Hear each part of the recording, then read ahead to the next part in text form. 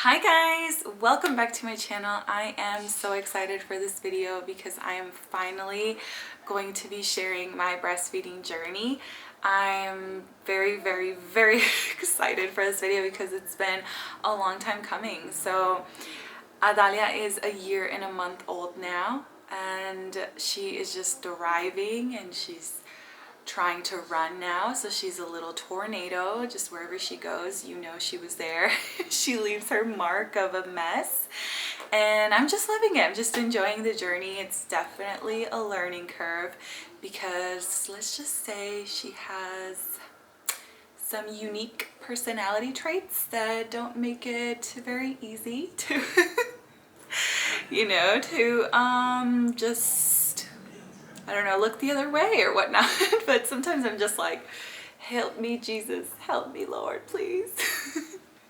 Yeah, but enjoying the journey for sure.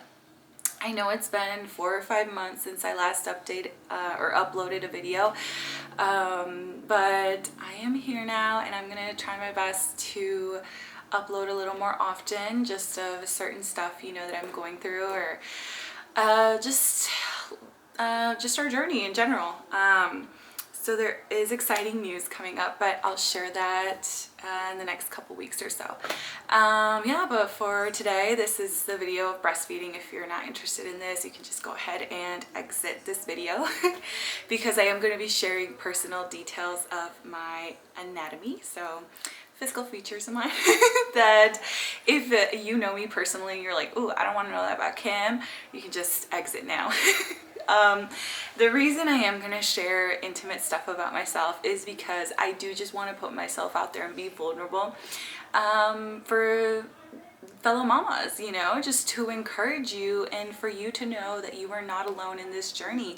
I struggled a lot with breastfeeding, and not only physically because of how it's physically demanding, but mentally also. I went through a lot of mental stress, just a lot of mental anxiety. I'm gonna say some depression there for sure. I'm self-diagnosing myself because unfortunately when I filled out that questionnaire, at your 6-week postpartum visit, I filled it out and my OB didn't take the chance to talk to me or to assess that.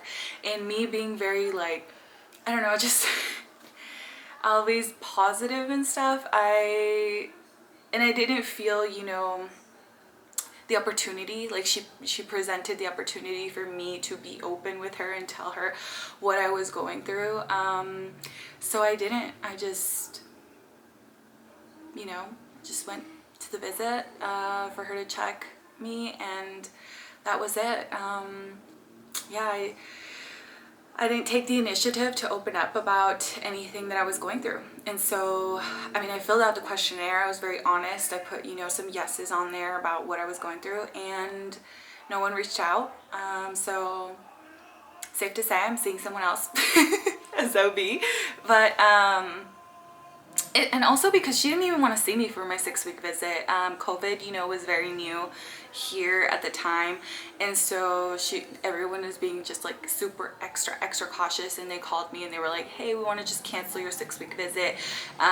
We don't think it's necessary for you to come in. And I was like, no, it's totally necessary because I had a baby and I had some stitching, and I want to make sure that everything's good down there.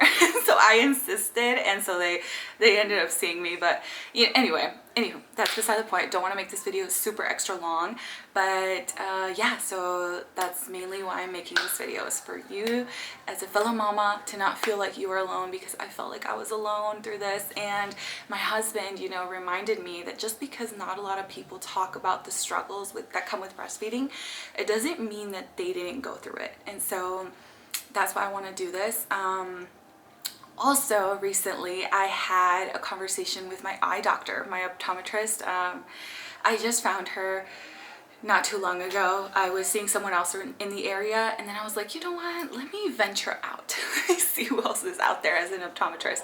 And so I found her, and you guys, we talked as if we always knew each other, as if we had been friends since forever. And she just opened up, you know, about her struggles with breastfeeding and how difficult it was for her and how no one talks about it. And I was just like in awe. I was shocked. I was just sitting there like, I told her, I was like, I say the same exact thing. Like, why does no one talk about these struggles? And even friends of mine that are on like their third, fourth baby, they make it seem so easy. And they asked me like, do you plan on breastfeeding, you know, when I was pregnant? And I told them yes. And they never were like, listen, if you need someone to talk to, because sometimes it can get hard, like I'm here, or nothing, like nothing. And they were just like, oh, that's good, like yeah, it's good to breastfeed. And you know, as they're breastfeeding their like third child, and I'm just like, okay, so I guess it's natural, it's not gonna be difficult. And I mean, I know every person's journey is unique and it's different, and not everyone has it hard when it comes to this, but I personally did, and I want to share that with you guys. Okay, so first off, so I wanted to thank my lactation consultant, Betsy. We adore you. You are the best. And if you're in the area, Austin area, definitely check them out. They're called My Pure Delivery. So if you're interested in a lactation consultant, definitely check them out. Thank you, Betsy, for everything you did. I don't know if you're ever gonna watch this video, but if you do, know that you were a blessing for us. Also, Michelle, thank you so much. I don't know if you're gonna watch this video either, but just want to take the time to thank you for your donated breast milk. Adalia thrived with that, and we are just so grateful for your life. God bless you. And yeah, everyone who was just, you know, my friends and family that just listened to me cry for countless hours, because that's mostly what I was doing at the beginning of this journey. I'm just very grateful for you all. So let's see. Here goes the, you know, the not so good parts of breastfeeding for me. So when I was pregnant with Adalia, I was going to my prenatal visits with, you know, this OBGYN, and she examined my breasts. And mind you, I had had my breasts examined multiple times by different OBGYNs, and no one made it a point to mention this to me. Okay, so this doctor, she was examining my breasts at one of my prenatal visits, and she asked me if I planned to breastfeed, and I told her I did. And so she said that she was going to recommend a lactation consultant for me. But not to worry, because they had one available at the hospital whenever I was going to have my baby. So she said that they always had one on staff. And I was like, what? Like, first off, I didn't even know this was a thing. Like, I didn't know there were lactation consultants out there. I didn't know. Me having been in the healthcare industry for 5, 6, 7 years, did not know. And so I was like, oh, I was like, there's people out there that help with breastfeeding. And she's like, yes. She's like, and I think you're gonna have a hard time breastfeeding because your nipples are inverted. And I mean, I knew they weren't outies all the time. Like, they would just come out and play once in a while, and I thought that was normal, you know, for them to peek out, come out and play, and then go back in. Like, I thought that was totally normal. And I come to find out it's not. It's actually considered abnormal, and not a lot of people have this. And, you know, it's a genetic feature. It's just something you inherit. It's just something that happens with you, with your body, that your nipples don't fully develop and they're not out all the time. Some people, they actually don't come out at all. And sometimes, you know, they get surgery or something like that, but me, it wasn't the case. You know, sometimes they would come out and play when I was cold or whatever, and so I didn't think that was abnormal. And she said that it was just gonna make things a little harder for me to breastfeed, and so she recommended around week 36 or so, which, full disclaimer, I am giving you details about my journey and everything, but I'm not telling you, if you're watching and you're going through the same and you have, you know, similar situation, I'm not telling you to do this. Okay, definitely consult your pediatrician, your OBGYN, your lactation consultant. Definitely look for professional advice. I'm not a professional, so do not. Just take whatever I'm saying as a grain of salt, and it's just my journey and what worked for us or what didn't work for us, but I'm just gonna share this. Okay, so she recommended around week 36 to start massaging them. And she told me not to start before then because it was going to cause preterm labor, so it could cause contractions. So I didn't start until week 36, started massaging my nipples all the time, you know, obviously not at work or whatever, but you know, when I was home, I just play with them, stimulate them, have them out and whatever. And then I have my baby at week 38. So as soon as I have her, I'm sorry. Okay, so as soon as I have her, the nurse asks me if I plan to breastfeed, and I tell her yes, and she says, okay, you can go ahead and latch her. And I'm just sitting there like, no, I need a lactation consultant. I was told by the doctor, y'all had one on staff, and she said that not on the weekends. And I was just like, are you kidding? I was like, us mamas that have babies on the weekend need help too, like not just Monday through Friday mamas. Anyway, I thought that was a little absurd, but she said, oh, well, you know, I can help you. And I was like, okay. I was like, well, explain to her my situation with my breasts. And so basically what she did is she just grabbed my breasts and just like shoved my baby up to my nipple, and I was just like, what? Okay. And that technique may work for some moms, but unfortunately it didn't work for us. Hours later, I come to see that my daughter created an abrasion because she wasn't actually sucking on the nipple, because it wasn't stimulated to come out at that exact moment. It wasn't out, it was still in. And so she was actually sucking on the side of my nipple. So she wasn't even getting substance. She wasn't, you know, getting the colostrum. She was just sucking. And yeah, and I didn't know, like, because you know, they're so tiny, and you know, the breast is just, I didn't know, like, oh, this doesn't feel right, she's not on the nipple. I didn't know. I never had a baby. I never felt this before. And so, and there was a lot going on, you know, it was just a very different situation. And so hours later, you know, they have shift change, and I tell the oncoming nurse, like, hey, you know, my baby isn't even on my nipple. Like, she created an abrasion. And she was like, okay. She's like, I see what's going on. And she brought a nipple shield.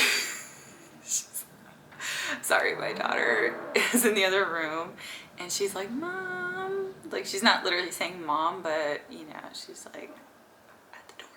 She's like, I know mom's in there.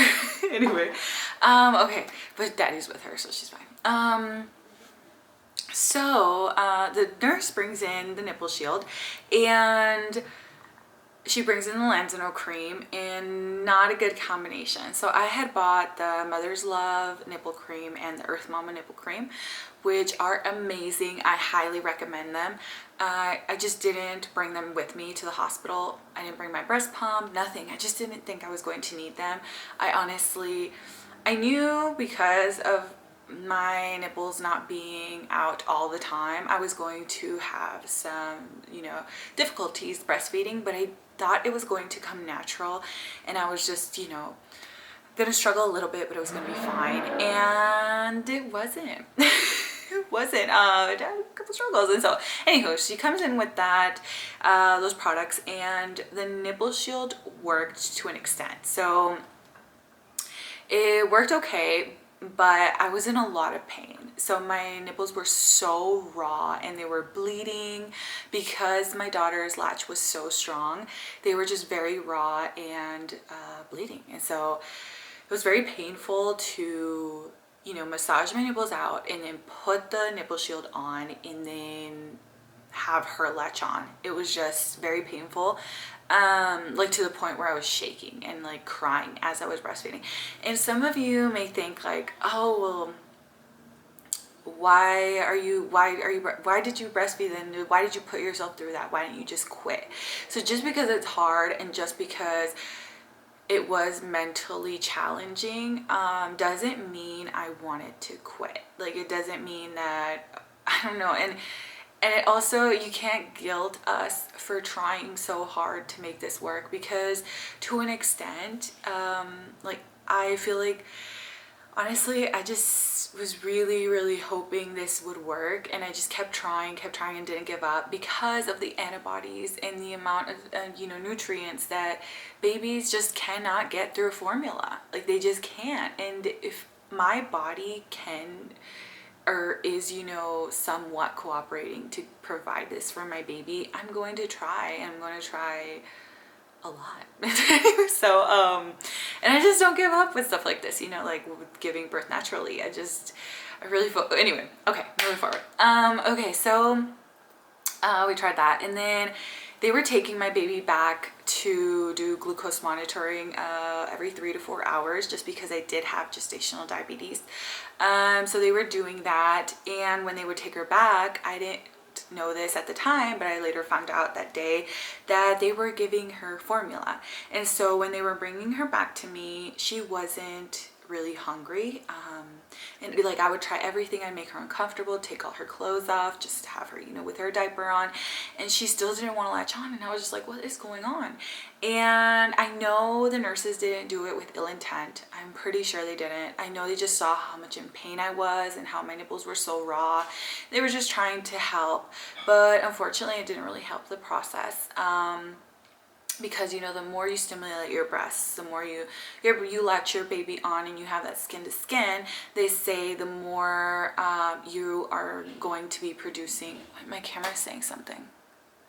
All right, the more you are going to produce milk for your baby. And so I decided that it just wasn't working out like how they were like giving her formula behind my back. And I don't have anything against formula, like, praise God, like, scientists created this because it comes in handy. We need it, and it's a blessing for sure. But okay, so where was I? Yes, so we went to go see Adalia's pediatrician, which was chosen by the hospital, not even 48 hours after she was born. And he told us that she had already lost 0.8 of a pound. So he was very concerned by the amount of weight that she had lost. And because I had expressed to him, how it was a little difficult for me to breastfeed because of my anatomical features, he brought some formula to gift us, and he said that it may not work out, and if she continued to lose weight at this rate, by Friday he was going to have to hospitalize her. So he wanted to see us back on Friday, and he said he may have to admit her to the NICU. And I was just like, oh my goodness. I was just in shock. I felt like a failure. I felt like I was sleep deprived. She had been cluster feeding. My breasts were in pain. My nipples were bleeding. So it was just terrible pain, and I was just very, very sad. And I was just crying the whole drive home. And I told Andres, like, I'm a failure. Like, I can't, my body can't produce enough substance for my baby. Like, why is she losing weight? And I later, months later, probably recently, my daughter's a year now, and I probably recently just now read some important information where it says that, sometimes babies' weight can fluctuate based on like when they're recently born, based on the amount of saline that the mother gets during labor. And so that weight that they're born at sometimes isn't completely accurate. And so I was just like shocked at how much information is new. And it's just, all that could have prevented me from being so depressed, so sad, and feeling like a failure, like I wasn't producing enough milk or whatnot, or enough colostrum at that point.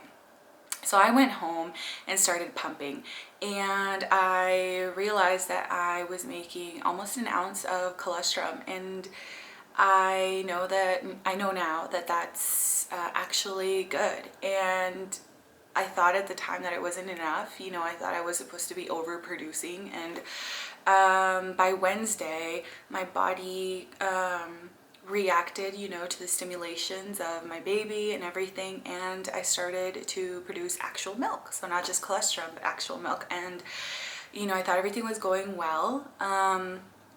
On Friday, we did not go back to see that pediatrician because he was charging an extra fee, facility fee, and we did not want to pay that. We just wanted to pay our copay, and that was it. And so we decided to go see someone else. And this other pediatrician made it a point to tell me that not all babies are chunky babies.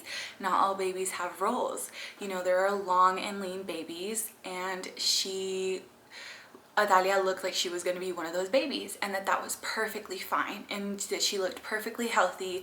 She said, I understand why that pediatrician may have tried to scare you, she said, but she said, I don't think there's a need to admit Adalia to the hospital or send her to NICU. Like, she said she was totally fine, and that gave me such relief. But at the same time, it gave me like a sense of like frustration and a little bit of resentment towards the other pediatrician. Like, why would he make those comments? And you know, maybe he didn't know, but he was making me feel like a failure. And like, you know, when breastfeeding was very important for me to actually do, like, provide those antibodies to my baby that she could not otherwise get with formula. And so I don't know, it was really, really a tough time for me mentally. You know, I went through a lot of mental anguish. It was just really hard to do it all. I ended up seeing a lactation consultant just because I told this other pediatrician, you know, how I was struggling with breastfeeding and the latch and everything. And so she recommended just to go see a lactation consultant, but otherwise, like, she thought Adalia was great and she was thriving. And so when I saw a lactation consultant, she recommended I purchase one of these. So this is a nipple assist, it's called, or latch assist, something like that. And basically it suctions your nipple out, so that way I'm not having to like massage it manually. You know, just it helps with the stimulation of the nipple to come out, and then I can latch my daughter onto it. So that helped for sure. But throughout this whole time, you know, the first 3, 4, 5 months that I'm pumping, you know, and breastfeeding and all that, I was using the wrong size of flange. So it's very important for you, if you're pumping, for you to have the right size. So at the hospital, I started off with a 28 millimeter flange, and then I went to a 24, and then 20 or 22, I think there is. And what, anywho, I'm a 20 or 19, and so that's a huge size difference of millimeters. I was not using the right size, and so my breasts were not fully emptying, and which I don't think your breasts ever fully empty, but you know, the more milk you extract from your breasts, the more you're telling your body to produce more milk because your baby needs more milk. And so when I would pump, you know, either after or before, I would latch her on, and then because, you know, they wouldn't fully empty with the breast pump, I always had milk there. So I would, you know, feed her, and then if she was still hungry, I would either give her the pumped breast milk if I hadn't already frozen it, or I would just give her formula. So I was supplementing with formula. I was just topping her off. So if she was still hungry, I would just top her off with some formula. Because honestly, you guys, I would sometimes sit there for like 30-35 minutes breastfeeding her. We did the SNS, you know, which is just a tube feeding. You tape it onto your breast and baby sucks on it, stimulates your nipple at the same time. And we did so much, you guys. Like, I was constantly pumping, I was doing the power pumps, I was doing it all. I got mastitis somehow, you know, supposedly when you're not an overproducer and you don't empty your breasts, you tend to get mastitis. And I thought I wasn't an overproducer because I wasn't emptying my breasts. Again, could have been because I wasn't wearing the right size of flange, but anywho, I got mastitis, had to have antibiotics. It was very painful, and I got a fever and everything. Like, I was just like, what? Like, even the OB I saw at the time, she was like, how are you getting mastitis if you're having to supplement with formula. She was like, this is a little strange. And I was like, you're telling me. We did a full blood panel check of, you know, a full thyroid check, everything to make sure everything was good. And that wasn't the reason why I wasn't an overproducer or an enougher, you know, or whatever you want to call it, why I wasn't making enough for my baby, why I had to supplement with formula. And so we did that, everything came back normal, and we were just like, what? Like I just wanted answers. And you know, by this time my daughter had done all the work with you know, stimulating my nipples, that they were always out now, so that wasn't an issue. But yeah, it was just a lot of mental anguish and everything that went into just breastfeeding, you know. And it's a lot of self-pressure too. Obviously it's not society telling me you need to breastfeed. It wasn't, honestly, it was a personal decision. But a lot of you again could be like, well, why didn't you just quit? Why didn't you just fully give your daughter formula? And part of it is because she's not going to get those antibodies from formula. And so I finally came to the realization around month 3 or 4, I think, postpartum. You know, classes were done. I was taking online classes also at the time, and classes were done. We were no longer seeing the lactation consultant. We were just, you know, topping her off with formula if she was hungry, and I was no longer doing the power pumps. I was just like, you know what? I'm just going to take a step back, because I was always crying. I was always sad, and I didn't fully enjoy those first months with my daughter, regardless, you know, of everyone saying like, oh, those are the best months. Like I didn't really fully enjoy, because there was so much pressure on me. You know, there were a lot of comments from family members saying like, oh, why is she so skinny? Oh, she's crying because she's hungry. Oh, you know, and all those comments just did not help either. And I already had all that stress on my shoulders, and so I just took a step back, you know, and I was like, okay, hold on a second. Like, the important thing is that my daughter is healthy, and thank God formula exists, you know, and I'm just going to give her as much milk as I can produce, and that's gonna give her plenty of antibodies, and I'm, you know, gonna have her tummy be full with formula, and top her off with formula, and that's gonna be fine. She's gonna be healthy, and she's going to thrive, and it's gonna be fine, which she already was thriving, you know. It's just all this pressure on me that I was putting on myself. But so I did that, and voila, I guess, you know, the my cortisol levels dropped, which is stress hormone, and so my prolactin levels just increased, which is the milk making hormone, or stimulating hormone. And so I was making more milk somehow. It just happened. I wasn't pumping anymore, and my daughter was being satisfied, and she was thriving. She had enough wet, dirty diapers, everything, and you know, anything, literally, like there's nothing she doesn't like, and she's still thriving, and we're still breastfeeding also, you know. I breastfeed her 2-3 times a day, and she's satisfied. But I think it's time. I think we're going to start weaning. I will let y'all know how that goes, because she uses me to pacify also, so it's a little tricky because she never took to a pacifier. So when people were like, oh, she's crying, why does she always want to be on you? It's because she's hungry. It's because you're not making enough. You know, not necessarily, because she was using me to pacify. But you guys, I think mommy needs her space back, and it's time, I think, that mommy gets her breasts back. But so we're going to be doing that shortly, so I'll let y'all in on that. But yes, honestly, you guys, like, I did so much. I took so many supplements. I had a clogged duct also. There's just so much. So I was taking fenugreek, blessed thistle. I was doing the oatmeal cookies. I was just eating, all this stress. I gained probably like 25 to 30 pounds in the first 3 months after I had Adalia. And that was just not a very fun time for me.